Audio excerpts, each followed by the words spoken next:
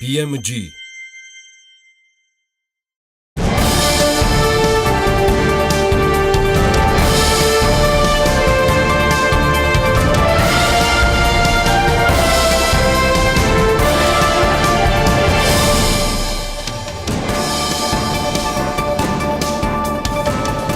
საქმის საქმის კურსი დღის შემაჯამებელი გამოშვებით ბრუნდება ეთერში, რომელსაც ბექა ბაციკაძე გაუძღვება. მუხრანის ქათამმა შესაძლოა წარმოება შეაჩეროს როგორც კომპანიის ხელმძღვანელი მამუკანო ზედით საქმის კურსთან საუბრისას აცხადებს. მიზეზი ლარის გაუფასურების გამო გაძვირებული ნედლეულია, რასაც მეფრინველეობისთვის დაწესებული დამატებითი ღირებულების გადასახადი და ქვეყანაში ქათმის ხორცის გაზრდილი იმპორტი ემატება. შედეგად კი ადგილობრივი მწარმოებლები უცხოურს კონკურენციას ფასის გამო ვეღარ უწევენ. საქმის კურსი თემაზე მუშაობას გააგრძელებს და დეტალებს უკვე ჩვენს შემდგომ გამოშვებებში შემოგთავაზებთ. თუ ალმატურის დემპინგური ფასი ჩემოტანა გაგრძელდა, ქართული წარმოება რთულ მდგომარეობაში აღმოჩნდება. განცხადება რუსთავის ფოლადის გენერალურმა დირექტორმა გააკეთა. მისი თქმით, ირანული ალმატურა რაფასა და ჩემოდი საქართველოში უფრო ნაკლებია, ვიდრე მათ შეუძლიათ იყიდონ კვადრატული ნაზადი, ეგრეთ წოდებული ნედლეული, რომელიც ალმატურის წარმოებაში გამოიყენება.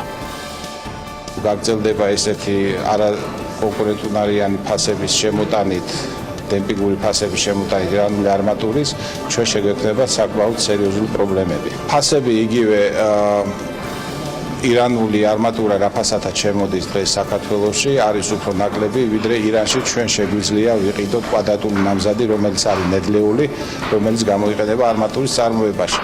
ეს არის უნიკალური სიტუაცია, როდესაც ირანელი იმპორტიორები იყენებენ იმ განსხვავებას ოფიციალურსა და არაოფიციალურ კურსებს შორის სხვაობას რეალსა და დოლარს შორის.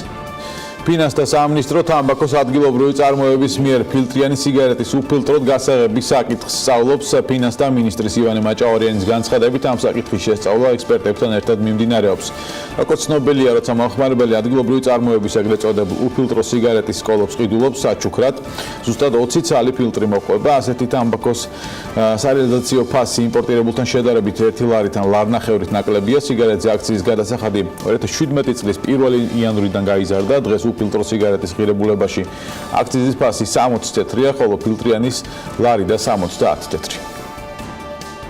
მთავრობა აღიარებს, რომ ჩეკინ ჯორჯია არაეფექტიანი პროექტია და ცვლის, მაგრამ კონკრეტულად რას ცვლის ჯერჯერობით უცნობია. უცნობია ანაკლიაში ფესტივალ ეკოვეივის ბედიც. თელარა გელანტია გააგრძელებს თემას, თელარა საღამომშვიდობის. საღამომშვიდობის ბექა, დიახ, უნდა აღინიშნოს, რომ ცალსახად კარგია, თუ ჩეკინ ჯორჯია იმ ფორმით, როგორც იყო, განსაკუთრებით წელს არ გაგრძელდება. რადგან ფაქტობრივად ეს პროექტი ვერ ასრულებდა იმ მიზანს, რისთვისაც შეიქმნა. მიზანი კი იყო ქვეყანაში მეტი ტურისტის მოზიდვა.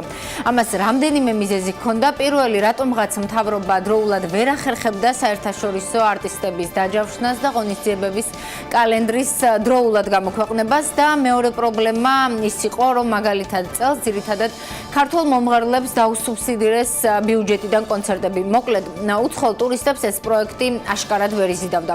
მიუხედავად ამისა, ბოლო 3 წლის განმავლობაში 70 მილიონ ლარამდე არის დახარჯული ბიუჯეტიდან ჩეკინ ჯორჯიასთვის. დღეს კი გიორგი ქობულიამაც ფაქტობრივად აღიარა, რომ პროექტი არაეფექტიანია. ჩეკინ ჯორჯიას პროგრამა იმ ფორმით, რომელიცაც იყო, აღარ იქნება. არ იქნება ამ ფორმით. ეს ჩვენ რადიკალური გადახედვა მოვახდინეთ ჩეკინ ჯორჯიას პროგრამის. ერთ-ერთი რაც შემიძლია გითხრათ, არის ის, რომ ჩვენ გადავწყვიტეთ, რომ ბლექსი არენა მაინც ინტენსიურად გამოვიყენოთ. იმიტომ რომ ბლექსი არენა ეს არის ის აქტივი, რომელშიც ძალიან დიდი თანხა არის ჩადებული. ის ჩვენ გვაქვს დღესდღეობით ესე გამოვიდა, რომ პრაქტიკულად უფასოდ მივიღეთ როგორც სახელმწიფომ ეს დიდი აქტივი და ჩვენ ვთვლით, რომ აი ამ აქტივის გამოყენება იქნება ერთ-ერთი მიმართულება, რომელიც დარჩება ჩეკინ ჯორჯის პროგრამისგან.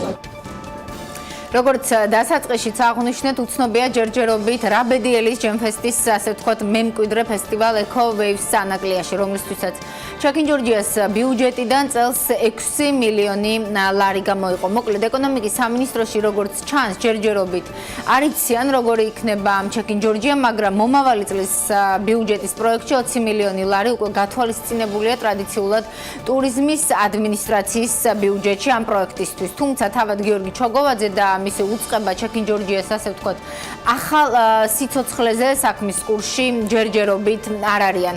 ვიდრე მთავრობა ჩამოყალიბდება კერძო სექტორის წარმომადგენლებს ვესაუბრეთ, მაგალითად გუდაური ჰელისკის დამფუძნებელი ბატო ასათაშვილი ერთ-ერთია, ვინც ბოლო წლების განმავლობაში ჩეკინ ჯორჯიას არაეფექტიანობაზე საუბრობდა. ამიტომ არსებული ფორმით რომ არ გაგრძელდება ეს პროექტი, ასათაშვილსაც მოსწონს. არგია რომ მთავრობა იღებს გადაწყვეტილებას, რომ ჩეკინ ჯორჯია უნდა გადაიხედოს, ან უნდა შეიცვალოს.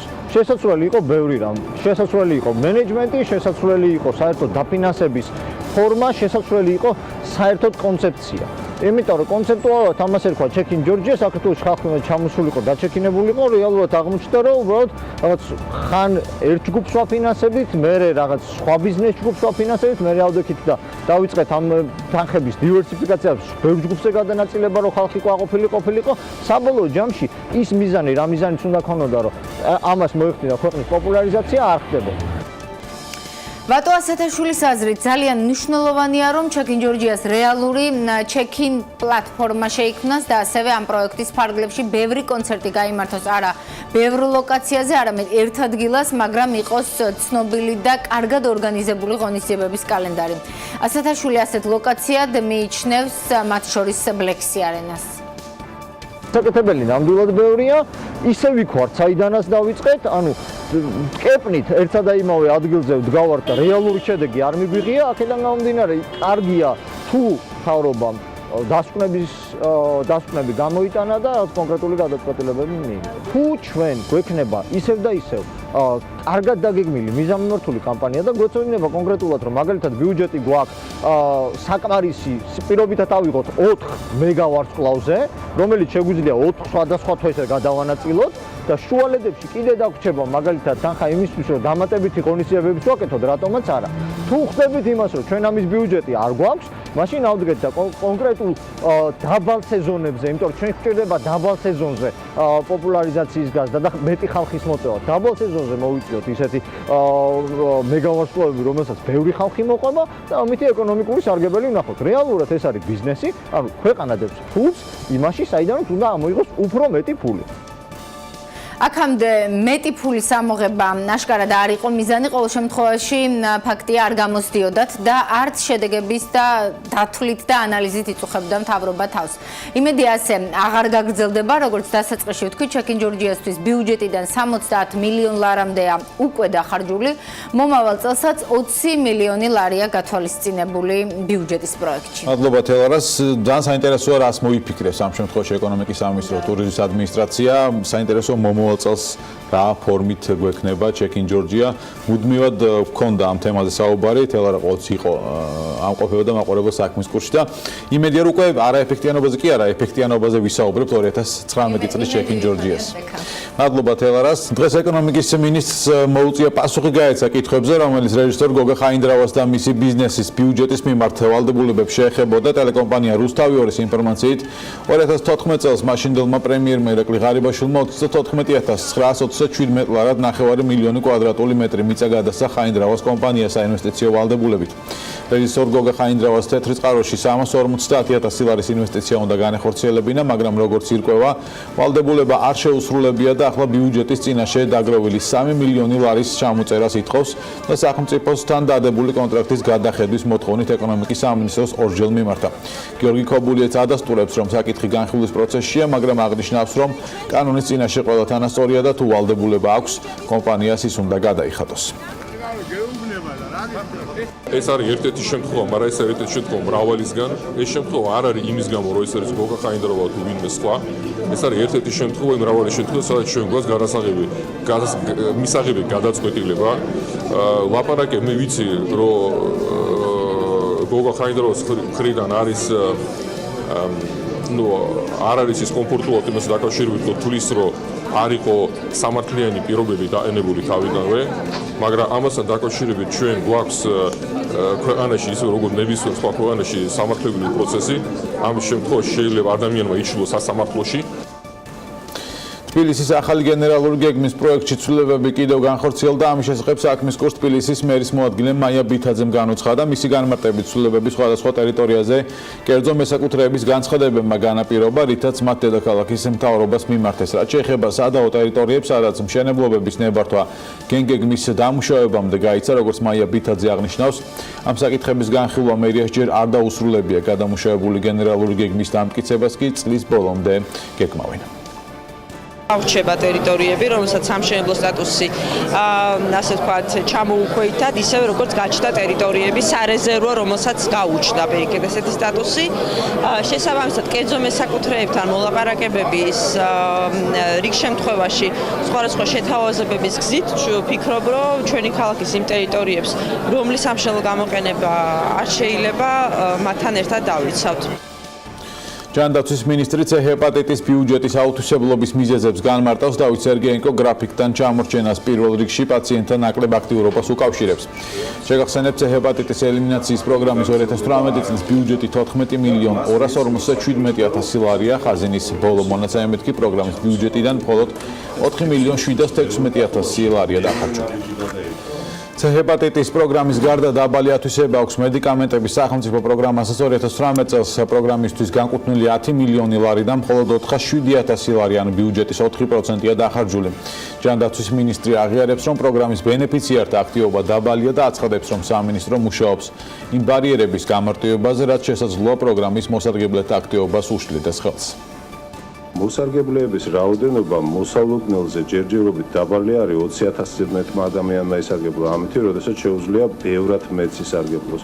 ბარიერები ამ შემთხვევაში არის პირველი დისტრიბუტორი აფთიაქების ქსელის გარკვეული ლიმიტირება, როდესაც გარკვეულ აფთიაქებში შეუძლიათ მხოლოდ ამისი მიღება. მომავალ წლის იანვრიდან მნიშვნელოვნად გაფართოვდება და რეალურად ყველა აფთიაქში შეძლებენ ამის გაკეთებას. ჩვენი ამოცანა არის, რომ სოციალური მოსახურების სააგენტოში მისვლა საერთოდ ამოვაგდოთ და ელექტრონულად მოხდეს ეს ყველაფერი.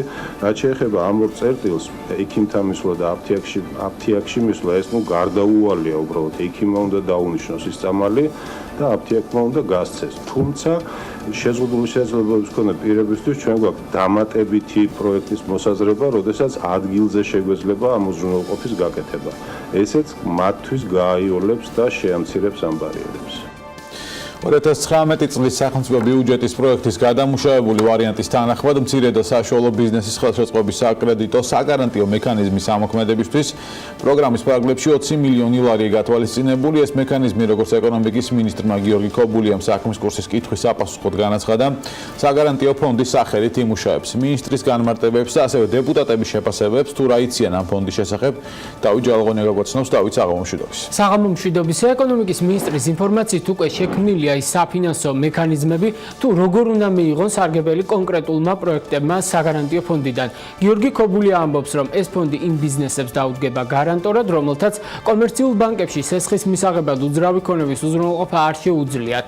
სწორედ აქ ერთვება სახელმწიფო დეტალურად პროცენტის თანადაფინანსების ფორმა ექნება სახელმწიფოს მხარდაჭერას თუ რა, ეს დღეს მინისტრს არ დაუკონკრეტებია.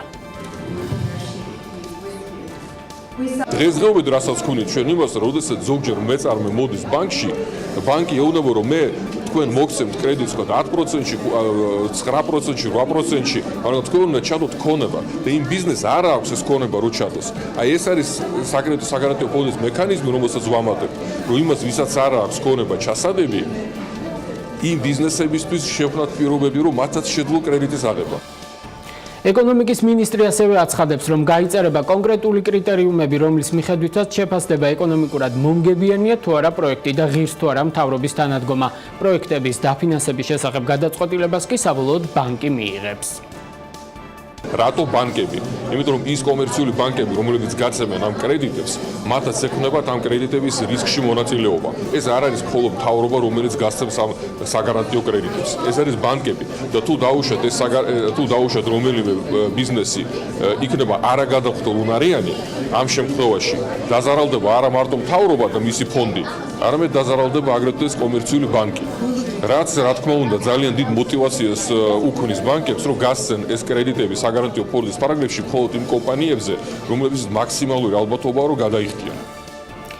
საგარანტიო ფონდის სტრუქტურაზე დამატებითი ინფორმაცია პარლამენტის დარგობრივი ეკონომიკისა და ეკონომიკური პოლიტიკის კომიტეტის თავმჯდომარემ მოგცა, რომან კაკულიას ინფორმაციით ფონდს შეიძლება ჰყავდეს ბორდი, რომელიც ბიზნეს იდეების დაფინანსების პროცესს უფრო გამჭვირვალეს გახდის.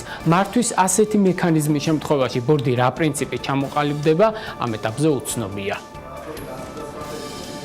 იმიტომ რომ საგარანტიო ფონდს გააჩნია გაცილებით ეფექტური მმართველობის მექანიზმი, მას შეიძლება ყავდეს ეგრეთ წოდებული ბორდი, რომელშიც წარმომადგენლობა ჩვენ შეგვიძლია განსაზღვროთ ისეთი, რომელიც უზრუნველყოფს მეტ გამჭვირვალობას. ჩვენ გვინდა მაგალითად რაიმე ტიპის იმპორტის ჩანაცვლება რაღაც პროდუქციაზე, როდესაც ჩვენ საუბრობთ იმაზე, რომ მაგალითად ტურიზმში ძალიან დიდი პროდუქტები ჩვენ რაოდენობის პროდუქტები შემოგვაქვს და ამის პოტენციალი არსებობს ქვეყანაში და ასე შემდეგ, მაშინ ეს საგარანტიო ფონდი არის სწორედ ის მექანიზმი, რომელსაც ასეთი ტიპის ტარგეტირება შეიძლება გააკეთოს სხვადასხვა ტიპის მიმართულებით მეწარმეობის განვითარებასთან დაკავშირებით და ისი ბაზარიც პრინციპში უკვე არსებობს ჩვენთანვე.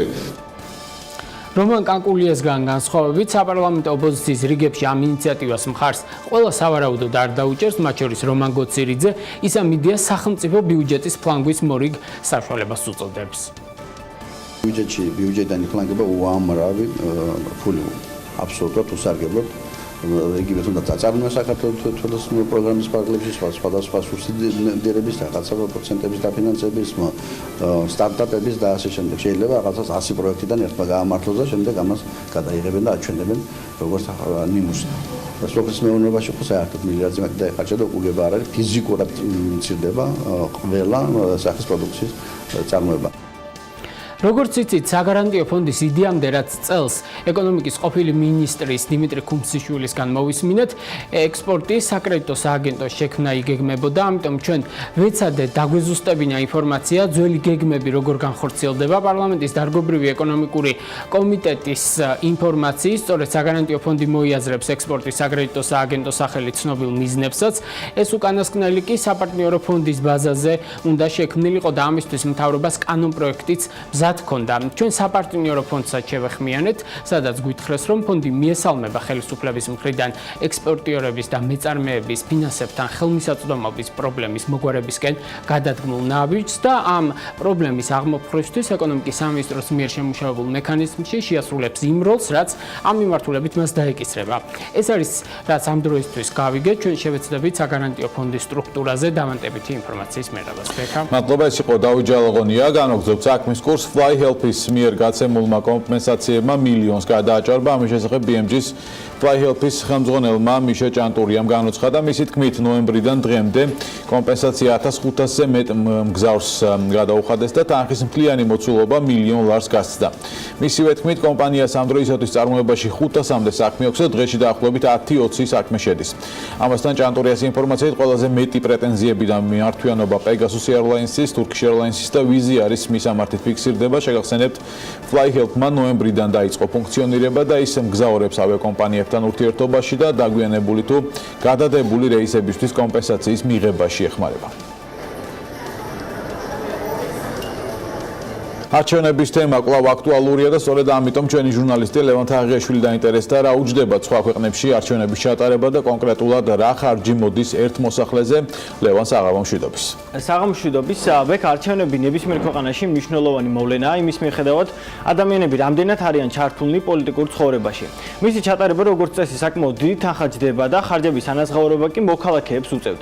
ჩვენი კვლევის ჩატარების დროს აღმოჩნდა და ალბათ არცაა გასაკვირი, რომ ყველაზე ძვირი არჩევნების ჩატარება ამერიკის შეერთებულ შტატებს უჯდება.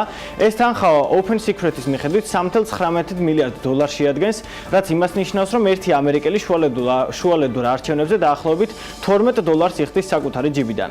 მისი მეზობლის კანადის ფედერალური არჩევნები 2015 წელს გაცილებით იაფი $453 მილიონი დაჯდა, რაც 2011 წელთან შედარებით თითქმის გაორმაგებული ხარჯია. აღმოჩნდა, რომ კანადის მოქალაქეებს ზუსტად იგივე თანხა $12 უჯდება საკუთარი საკანონმდებლო შტოს არჩევა. გადავიდეთ ევროკავშირის წევრ ქვეყნებზე 2017 წელს ჩატარებული ვადამდელი საპარლამენტო არჩევნები, რომლის შემდეგაც ტერეზა მეის მთავრობა მოვიდა ხელისუფლებაში, Brexit-ის ავტორს 140 მილიონი ფუნტ სტერლინგი დაუჯდა, რომ გადავიანგარიშოთ გამოდის, რომ ერთი ბრიტანელი საკუთარი ჯიბიდან დაახლოებით 2 ფუნტ სტერლინგზე უდრაო მეტს იხდის. ამ 4 ქვეყანას შორის შედარებით ეკონომიური გერმანია აღმოჩნდა, რომელმაც ყველაზე ცოტა, მხოლოდ 92 მილიონი ევრო დაახარჯა საპარლამენტო ძალაუფლების გადანაწილების დროს. შესაბამისად, ერთ-ერთი ყველაზე იაფი გერმანელებს დაუძდათ ეს ყველაფერი. დაახლოებით 1.1 ევრო ერთ სულ მოსახლეზე. კიდევ უფრო ნაკლები ღირებულების იყო უნგრეთში გამართული არჩევნები, მისი ფასი იყო 12 მილიონი ევრო, რაც უნგრეთის მოქალაქეზე 1.25 ევროს. ლევან, საინტერესოა საქართველოშია სიტუაცია ამ კუთხით CESCO-ს მონაცემებით რა დაუჯდა სახელმწიფო საპრეზიდენტო არჩევნები და თითოეულ მოქალაქეზე ზუსტად რა თანხა მოდის. ბეკა CESCO-ს მონაცემებით საპრეზიდენტო არჩევნების ჩატარებისთვის სახელმწიფოს მიერ გამოიყო 42.667.000 ლარი. საქართველოს სტატისტიკის ეროვნული სამსახურის მონაცემებით 2018 წელს ჩვენი მოსახლეობა შეადგენს 3.7 მილიონ ადამიანს. შესაბამისად, ერთ გადასახადის გადამხდელს, როგორც ამას გრაფიკზე ხედავთ, დაახლოებით 11.5 ლარი დაუჯდა არჩევნების ჩატარება. აქვე გასათვალისწინებელია ის, რომ მეორე ტური მხოლოდ წინ გვაქვს და ცხადია ეს ხარჯები კიდევ უფრო გაიზრდება.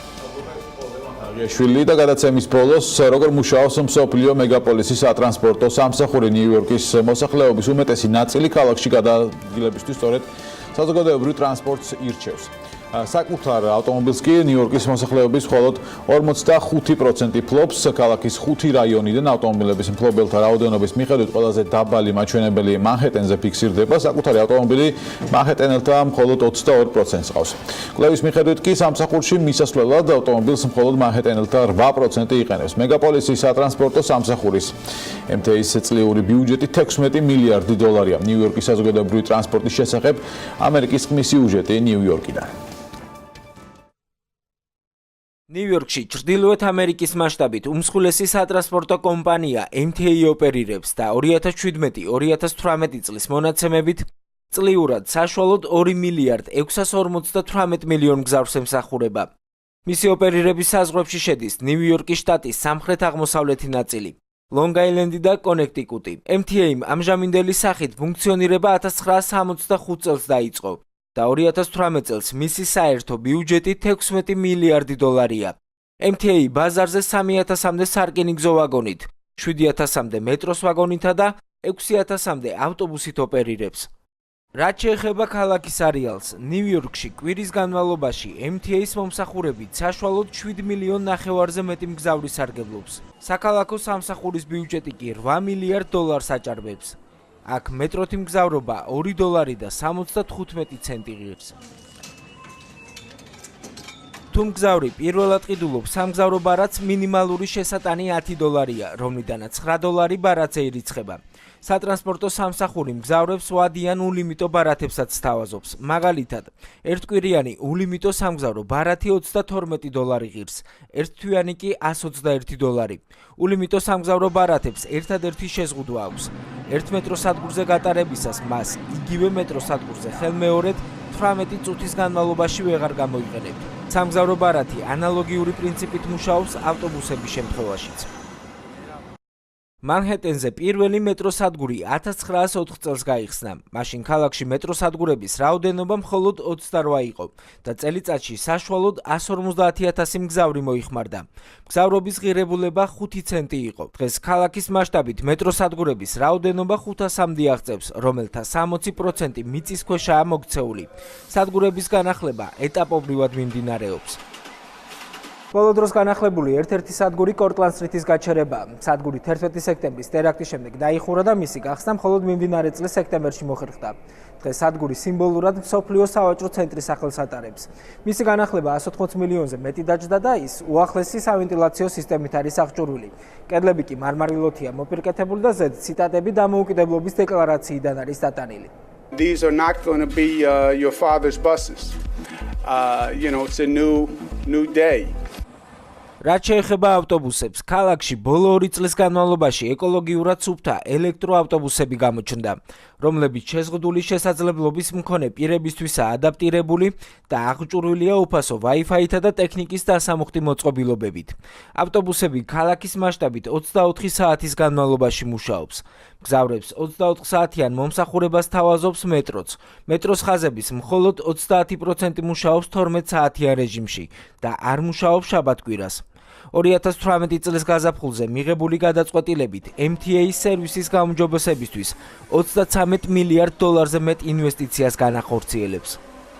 ქართლოს შარაშენიძე, საბა გუჯაბიძე, ამერიკის ხმა, ნიუ-იორკი. საქმის კურსი ამით დასრულებულია. მადლობა ყურადღებისთვის. სხვა შეხვდებით ერთმანეთს ნახვამდის.